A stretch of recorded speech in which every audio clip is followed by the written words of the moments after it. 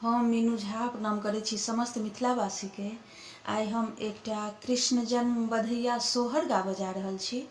कोशिश करै छी सब गोटे के नीक लागे।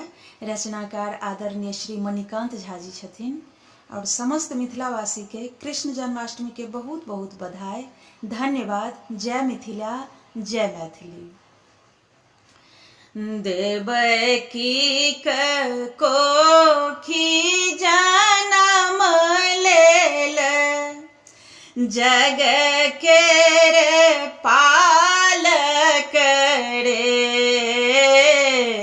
देवकी कोखी जनम लेल जग के रे पालक रे। ललना रे गोखुला जा पहुँचोलनि वासुदेव बालक रे। ललना रे गोखुला जा पहुँचोलनि वासुदेव बालक रे। नंदक घर आनंद की यशोदा हर्षित रे। नंदक घर आनंद की यशोदा हर्षित रे। ललना रे सगर नगर भेल शोर की जन जन पुलकित रे। ललना रे सगर नगर भेल शोर की जन जन पुलकित रे। रोहिणी को की में दाऊ मन छनि चंचल रे। रोहिणी को की में दाऊ मन छनि चंचल रे। ललना रे नंद बाबा घर ओ सबकी मन छाने हलचल रे। टुकुर टुकुर सब देखथि नटवर नागर रे। टुकुर टुकुर सब देखथि नटवर नागर रे। ललना रे लीला धार अवतारी की करुणा के सागर रे। ललना रे लीला धर अवतारे के करुणा के सागर रे।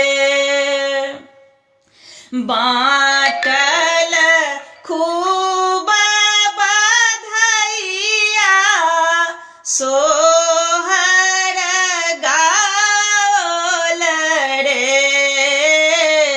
बाटल खूब बधैया सोहर गावल रे। ललना रे मणिकांत मन मगन भेल नयन जुड़ाओल रे। हम मीनू झा प्रणाम करै छी समस्त मिथिलावासी के आई हम एकटा कृष्ण जन्म बधैया सोहर गा बजा रहल छी। रचनाकार आदरणीय श्री नवोनाथ झा जी छथिन। बहुत बहुत धन्यवाद अपने के और समस्त मिथिलावासी के कृष्ण जन्माष्टमी के बहुत बहुत शुभकामना। धन्यवाद। जय मिथिला, जय मैथिली। भादव पक्ष अन्हरिया की पुण्य तीर्थ अष्टमी रे, ललनर कृष्ण जन्म लेल कारागार से नगर निशब्द भेल रे, ललनर कृष्ण जन्म लेल कारागार की नगर निशब्द भेल रे। बिकट राति अन्हार की बासु देव गोद उठायल रे, ललनर खूजी गेल देखो सातो द्वार की शुभ घरे आयल रे, ललनर खूजी गेल देखो सातो द्वार की शुभ घरे आयल रे। मझधार फसला पालनहार की पार कौन उतरब रे, ललनर आजू जमुना हेथिन उधार चरण रज मांगत रे, ललनर आजू जमुना हेथिन उधार चरण रज मांगत रे। नंद घर बाज बधाई की जान जान हर सीत रे, ललनर गृह एला कुंवर कान्हाए की चाहू दिस उत्सव रे, ललनर गृह एला कुंवर कान्हाए की चाहू दिस उत्सव रे। धन भेल नागर गोकुला की धन, धन देवकी मैया रे, ललनर फूल की तमातु यशोदा की मोह रलोटाओल रे, ललनर फूल की तमातु यशोदा की सो हर गाओल रे। हम मीनू झा प्रणाम करे छी समस्त मिथिलावासी के। आइ हम एकटा कृष्ण जन्म सोहर गाबऽ जा रहल छी। कोशिश करे छी सब गोटे के नीक लागे और जन्माष्टमी के बहुत बहुत शुभकामना समस्त मिथिलावासी के। धन्यवाद। जय मिथिला, जय मैथिली। देवकी मन में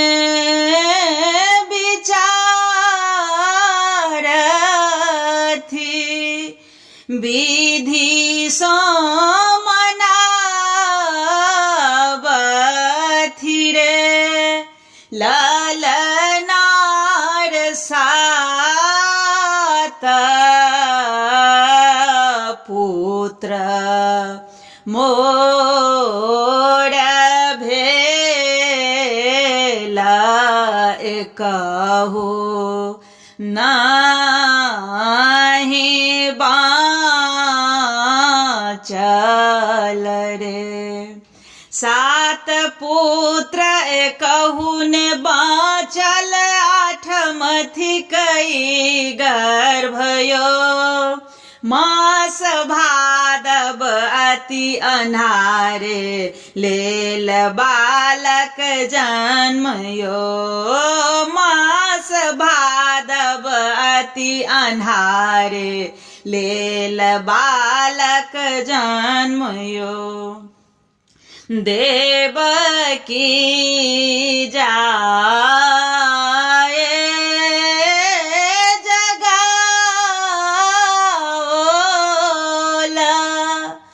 वासुदेव जागल रे ललनार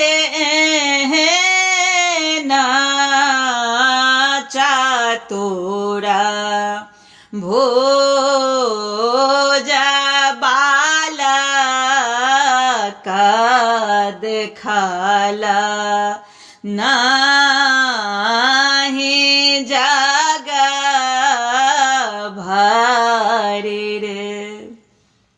नहीं देखल जग भरी एहन बालक, वर्ण मेघ समान यो। भेला मानव थिकाएश्वर, जोड़ल वसुदेव हाथ यो। ओ भेला मानव थिकाएश्वर, जोड़ल वसुदेव हाथ यो। हाथ जोड़ल जब वसुदेव, खूजी गेल बंधन रे ललनार, खूजी गेल के बार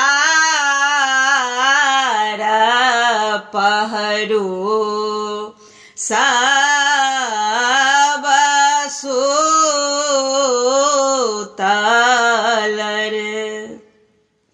खूजल बंद के बार जखने हृदय हर्षित भेल यो। जायब गोकुल नंद कन्या, बदली लायब भोर यो। जायब गोकुल नंद कन्या, बदल लायब भोर यो।